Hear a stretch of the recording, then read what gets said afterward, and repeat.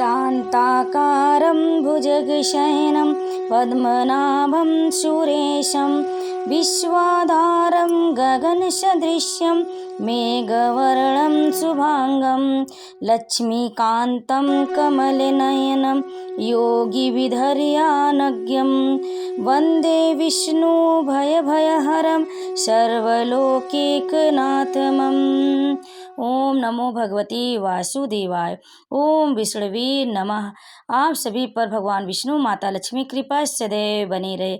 भक्तों, आज हम सुनेंगे पुत्रदा एकादशी की व्रत कथा, जिसके सुनने से निःसंतान को संतान की प्राप्ति होती है और घर में पुत्र पौत्र की वृद्धि होती है। तो भक्तों, आज सावन माह के पुत्रदा एकादशी की व्रत कथा का श्रवण करें और कमेंट में विष्णु भगवान की जय अवश्य लिखें और हमारे चैनल को सब्सक्राइब जरूर कर लें। आप सभी भक्तों को सावन माह की पुत्रदा एकादशी की हार्दिक शुभकामनाएं। तो चलिए भक्तों, आज सुनते हैं पुत्रदा एकादशी की संपूर्ण कथा और सुनेंगे एकादशी माता की आरती। तो भक्तों, इस कथा को अंत तक श्रवण करें। श्री युधिष्ठिर कहने लगे कि हे भगवान, श्रावण शुक्ल एकादशी का क्या नाम है? व्रत करने की विधि तथा इसका महात्म्य कृपया करके कहिए। मधुसूदन कहने लगे कि इस एकादशी का नाम पुत्रदा है। अब आप शांति पूर्वक इसकी कथा सुनिए। इसके सुनने मात्र से ही वाजपेयी यज्ञ का फल मिलता है। द्वापर युग के आरंभ में महिष्मती नाम की एक नगरी थी, जिसमें महीजीत नाम का राजा राज्य करता था। लेकिन पुत्रहीन होने के कारण राजा को राज्य सुखदायक नहीं लगता था। उसका मानना था कि जिसके पास संतान न हो, उसके लिए यह लोक और परलोक दोनों ही दुखदायक होते हैं। पुत्र सुख की प्राप्ति के लिए राजा ने अनेक उपाय किए, परंतु राजा को पुत्र की प्राप्ति नहीं हुई। वृद्धावस्था आती देखकर राजा ने प्रजा के प्रतिनिधियों को बुलाया और कहा, हे प्रजाजनों, मेरे खजाने में अन्याय से उपार्जन किया हुआ धन नहीं है। न मैंने कभी देवताओं तथा ब्राह्मणों का धन छीना है। किसी दूसरे की धरोहर भी मैंने नहीं ली। प्रजा को पुत्र के समान पालता रहा। मैं अपराधियों को पुत्र तथा बांधवों की तरह दंड देता रहा। कभी किसी से घृणा नहीं की, सबको समान माना। सज्जनों की पूजा सदा करता हूँ। इस प्रकार धर्मयुक्त राज्य करते हुए भी मेरे पास पुत्र नहीं है, सो मैं अत्यंत दुख पा रहा हूँ। इसका क्या कारण है?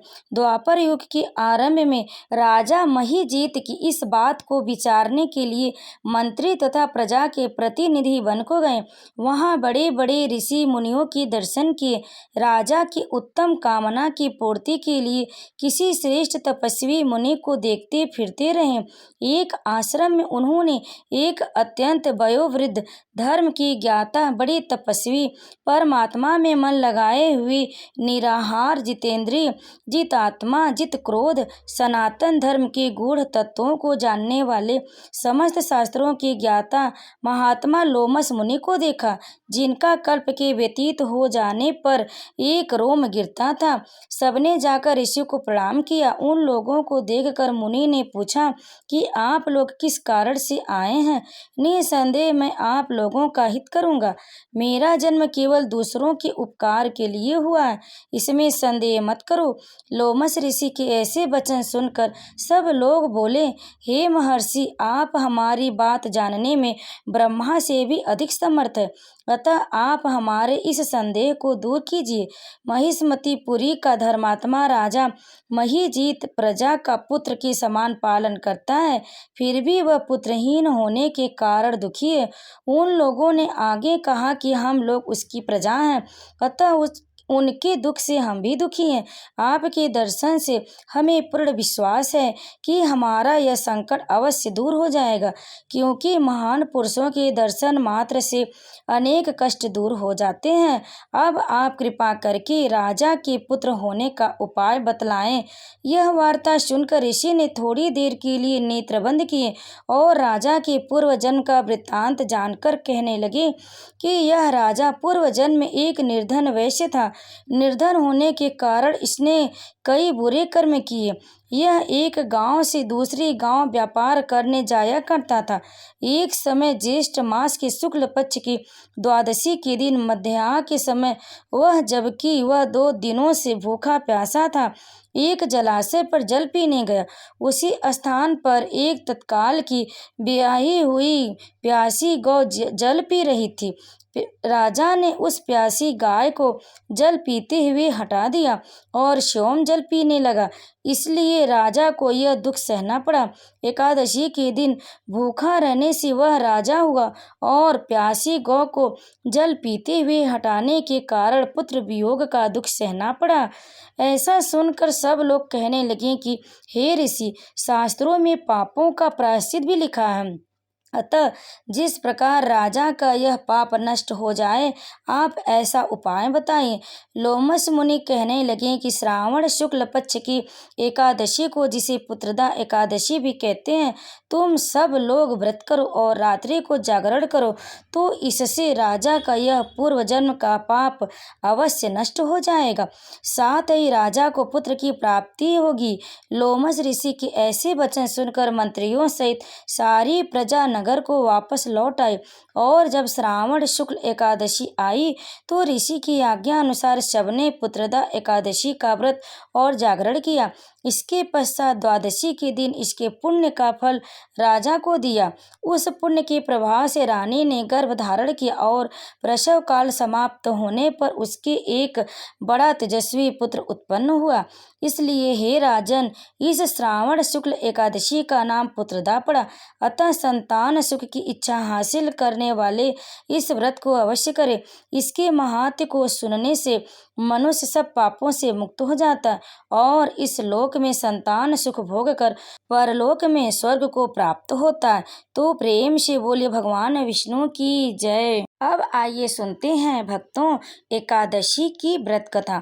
महाभारत के समय की बात, जब पांडव वनवास में थे, एक दिन धर्मराज युधिष्ठिर ने भगवान श्री कृष्ण से पूछा, हे माधव, कृपया हमें ऐसा व्रत बताइए जिससे हम अपने सभी पापों से मुक्ति पा सके और मोक्ष प्राप्त कर सके।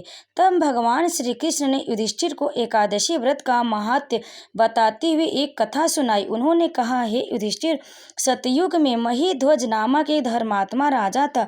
उसके छोटे भाई ब्रजध्वज ने ईर्ष्या के कारण उसे मार डाला और उसके शरीर को पीपल के पेड़ के नीचे दफना दिया। राजा महीध्वज की आत्मा उस पीपल के पेड़ में वास करने लगी और बहुत कष्ट सहने लगी। भगवान श्री कृष्ण ने आगे बताया, एक दिन उस वन में वाल्मीकि ऋषि आए। उन्होंने उस आत्मा की व्यथा को समझा और राजा महीध्वज की आत्मा को शांति दिलाने का संकल्प लिया। वाल्मीकि ऋषि ने माघ मास के कृष्ण पक्ष की एकादशी का व्रत किया और उसकी पुण्य फल से उस आत्मा को मुक्ति दिलाई। तब से यह माना जाता है कि एकादशी व्रत रखने से सभी पापों से मुक्ति मिलती है और आत्मा को मोक्ष की प्राप्ति होती है। भगवान श्री कृष्ण ने कहा, जो व्यक्ति एकादशी व्रत को विधि पूर्वक करता है उसे धन धान्य सुख और समृद्धि प्राप्त होती है। इस व्रत के प्रभाव से व्यक्ति के सभी पाप समाप्त हो जाते और उसे विष्णु लोक में स्थान प्राप्त होता है। इस प्रकार एकादशी व्रत का महत्व जानकर युधिष्ठिर और उनके सभी भाइयों ने श्रद्धा पूर्वक एकादशी का व्रत किया और भगवान श्री कृष्ण की कृपा से उनके सभी कष्ट दूर हो गए। अब आइए सुनते एकादशी माता की कथा। पौराणिक ग्रंथों में सतयुग में अगहन मास की उत्पन्ना एकादशी की कहानी के अनुसार मूर नाम का एक दैत्य था, जिसने इंद्र और अन्य देवताओं को पराजित कर देवलोक से निकाल दिया। इस पर भयभीत देवता भगवान शिव से मिले तो उन्होंने देवताओं को श्री हरि विष्णु के पास जाने के लिए कहा। यहाँ पहुँचते देवताओं की प्रार्थना पर क्षीर सागर में शयन कर रहे श्री हरि उठे और मूर के वध के लिए चंद्रावतीपुरी पहुँचे। यहाँ सुदर्शन चक्र से उन्होंने अनगिनत दैत्यों का वध किया और लंबे समय तक युद्ध करते करते वह बद्रिका आश्रम की सिंहावती नाम की 12 योजन लंबी गुफा में पहुँच गए और सो गए। यहाँ पीछे से पहुँचे मूर ने भगवान पर प्रहार करने का प्रयास किया।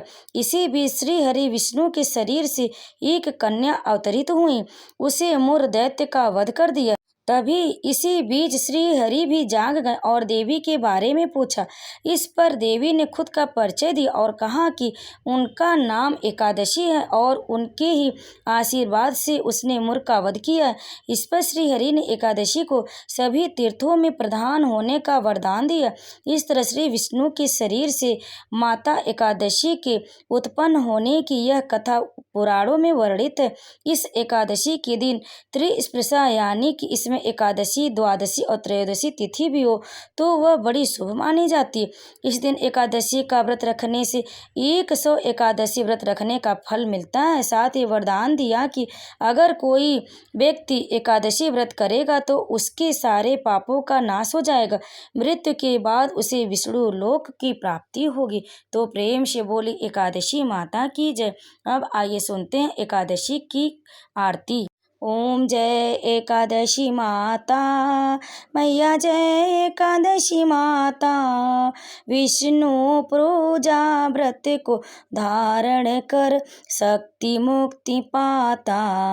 ओम जय एकादशी माता, तेरे नाम गिनाऊं देवी, भक्ति प्रदान करनी, गढ़ गौरव की देनी माता, शास्त्रों में वरनी। ओम जय एकादशी माता, मार्गशीर्ष के कृष्ण पक्ष की उत्पन्न, विश्व तारिणी जन्मी, शुक्ल पक्ष में हुई मोक्षदा, मुक्तिदाता बन आई।